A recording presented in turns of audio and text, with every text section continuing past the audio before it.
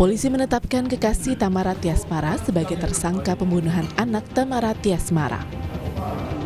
Polisi menyebut tersangka dijerat pasal berlapis, termasuk pasal pembunuhan berencana terkait kematian korban, anak berusia 6 tahun. Dalam penangkapan di rumah tersangka, penyidik membawa sejumlah barang bukti seperti celana renang pelaku yang digunakan saat melakukan kejahatannya. Bahwa barang bukti CCTV yang diambil dari TKP, kemudian diserahkan ke tim pemeriksa digital forensik, dinyatakan asli. Video tersebut adalah video asli, tanpa editan. Dante, anak Tiasmara, meninggal 27 Januari lalu dengan dugaan awal tenggelam di kolam renang. Kamera CCTV atau rekaman kolam renang menjadi salah satu bukti kuat penyidik menetapkan kekasih ibu korban sebagai tersangka pembunuhan berencana. Dalam rekaman tersebut terlihat pelaku diduga menenggelamkan korban yang masih berusia 6 tahun. Kami tidak bisa menayangkan utuh gambar CCTV karena mengandung unsur kengerian. Tamara mengaku tak menyangka jika pelakunya merupakan sang kekasih. Kalau aku diam ngapain? Aku hari Kamis datang ke sini. Tadi juga aku udah lihat CCTV-nya dari awal sampai habis. Gitu ya, gak mungkin lah aku tega gitu buat diam aja. Anak aku tuh meninggal loh, bukan koma, bukan cuma cacat, bukan cuma sakit gitu. Jadi gak mungkin seorang ibu tuh diam aja anaknya digituin. Jadi ya mohon pengertiannya aja untuk semua, bukan berarti aku tuh nutupin. Tapi aku tuh mau proses ini berjalan lancar tanpa harus aku cuap-cuap dimanapun gitu. Berarti itu pertama kalinya Kak Tamara melihat CCTV? Hari ini. Setelah semuanya juga lihat, jadi memang sama-sama lihat. Pasti ada yang nyangka, nggak mungkin ada yang nyangka. Saya sekarang kita mau tahu apa motifnya. Tapi tidak melihat gerak-gerik kecurigaan selama ini selama kamu berteman baik dengan dia? Polisi masih mendalami motif tersangka membunuh korban. Tersangka dijerat pasal pembunuhan berencana dengan ancaman pidana mati atau penjara seumur hidup atau paling lama 20 tahun penjara. Tim Liputan Kompas TV.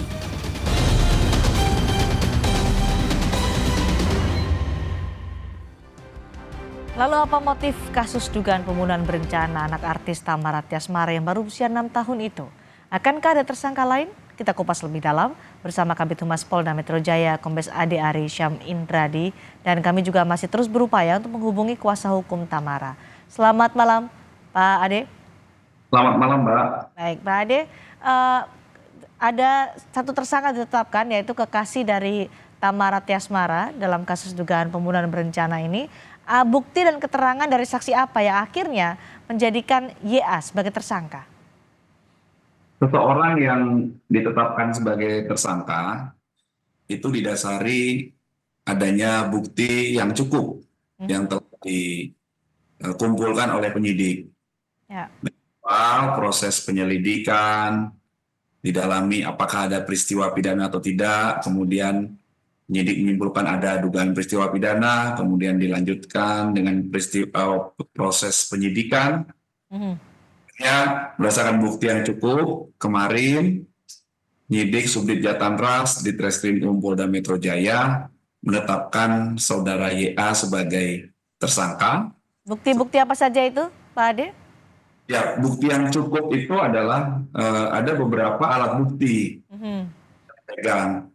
Kami tidak sampaikan secara rinci karena proses pemeriksaan tersangka masih berlangsung hingga saat ini. Bukti yang cukup itu antara lain keterangan saksi, kemudian alat bukti surat, alat bukti petunjuk, kemudian adanya keterangan ahli, dan ada termasuk satu lagi. CCTV itu?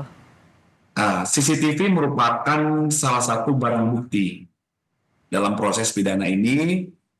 Sebagaimana makna dari penyidikan membuat terang sebuah peristiwa pidana yang terjadi, maka tugas penyidik adalah mengumpulkan kumpulan fakta sehingga peristiwa ini terang dikombinasikan dengan bukti yang terpenuhi. Sempat ada forensik untuk pemeriksaan CCTV. Kenapa harus dibutuhkan ada forensik untuk memeriksa CCTV itu?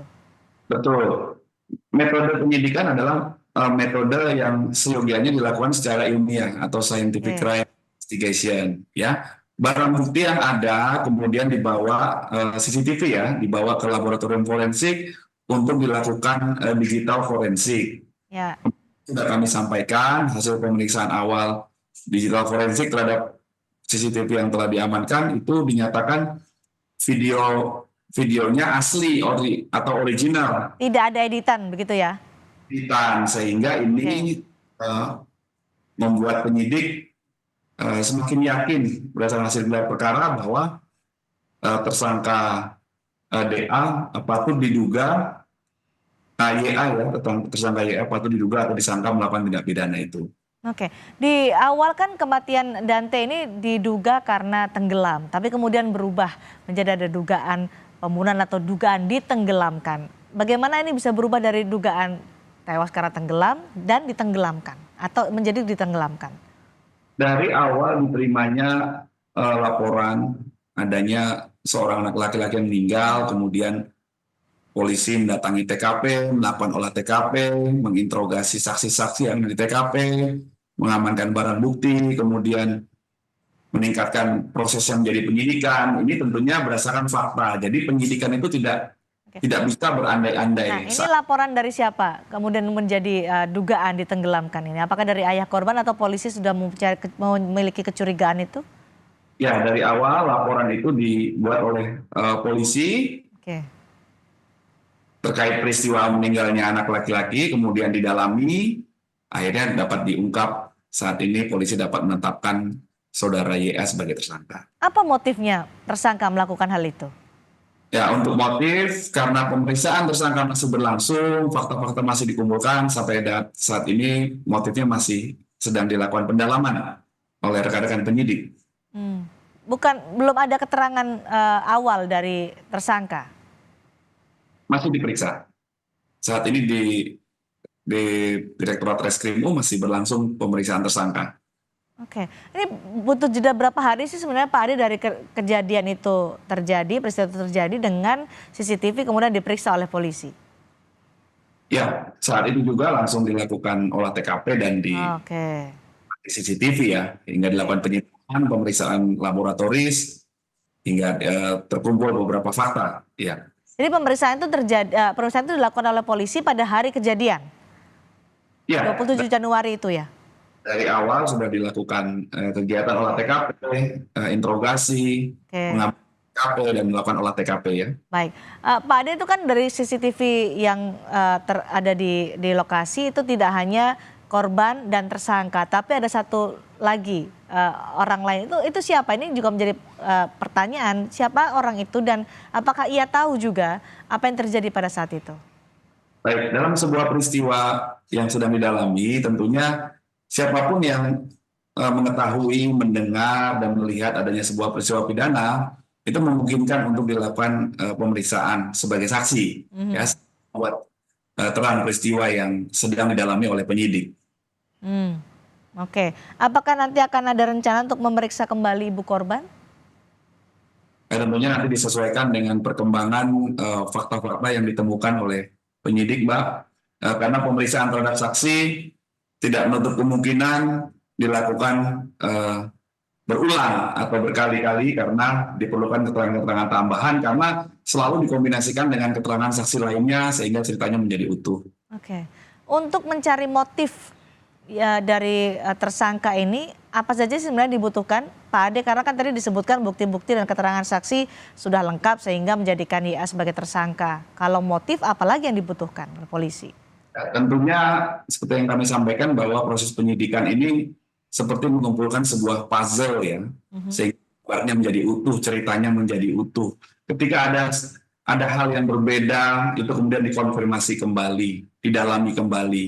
Sehingga ini perlu pendalaman, penyidik tidak gegabah, hati-hati, namun tetap berkomitmen untuk memproses kasus ini hingga terang benderang sesuai dengan SOP yang berlaku. Oke, yang dibutuhkan untuk motif adalah pengakuan tersangka begitu ya dalam pemeriksaan lanjutan, atau ada lagi bukti yang dikumpulkan atau sedang dicari? Hanya itu ya, harus ada persesuaian antara alat bukti satu dengan yang lain, itu namanya menjadi alat bukti petunjuk ya. Ketika ada persesuaian antara keterangan saksi yang satu dengan yang lain, Baik. proses antara keterangan saksi dengan tersangka, saksi dengan barang bukti dengan tersangka, itu didapat sebuah cerita yang utuh sehingga Baik. itu tidak terbantahkan proses penyidikannya. Ini akan ada hanya tersangka tunggal atau ada kemungkinan penambahan tersangka? Sampai dengan saat ini yang ditetapkan tersangka adalah saudara YA. Dalam proses penyidikan kami tidak boleh berandai-andai, nanti tunggu perkembangan lebih lanjut ya Mbak ya. Jadi siapa lagi nanti akan diperiksa untuk diminta keterangannya? Ya, sejauh ini sudah setidaknya ada 20 orang saksi yang diperiksa. Ya, nanti penyidik akan mempertimbangkan kembali apakah ada pemeriksaan tambahan terhadap saksi yang terdahulu atau ada saksi lain, itu nanti diputuskan berdasarkan fakta-fakta penyidikan yang terkumpul. 20 orang itu siapa saja Pak Ade untuk bisa mengumpulkan puzzle atau keping-keping yang masih berserakan untuk menjadi satu cerita yang utuh, menentukan motif, menentukan tersangka? Pengumpulan keterangan saksi itu dari kelompok yang pertama adalah kelompok saksi-saksi yang ada di kolam renang, di TKP, kemudian pihak keluarga korban, kemudian yang ketiga adalah pihak rumah sakit Islam di Pondokopi yang menangani awal korban saat korban dibawa ke rumah sakit. Dari saksi di kolam renang apa yang disampaikan Pak Ade? Ya, tentunya ini menjadi sebuah fakta yang terus dikumpulkan, ya, penyidik tetap fokus pada pembuktian peristiwanya secara utuh dan pemenuhan unsur pidana yang dipersangkakan.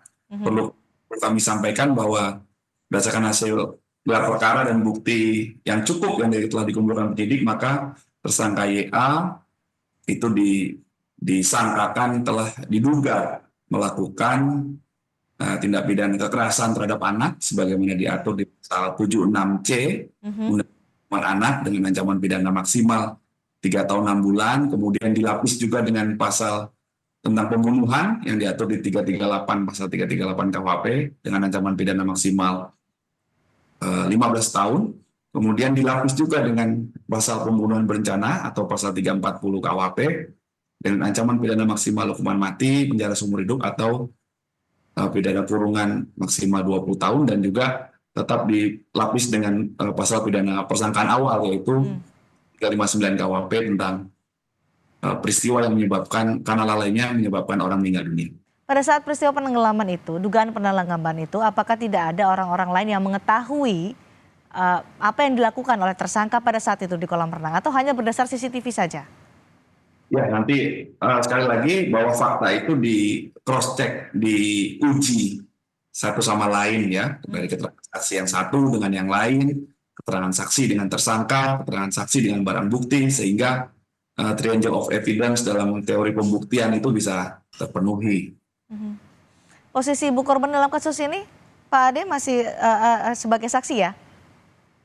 Ibu korban saksi. Ya. Saksi. Apa keterangan yang dimintai dari ibu korban untuk memperjelas kasus ini?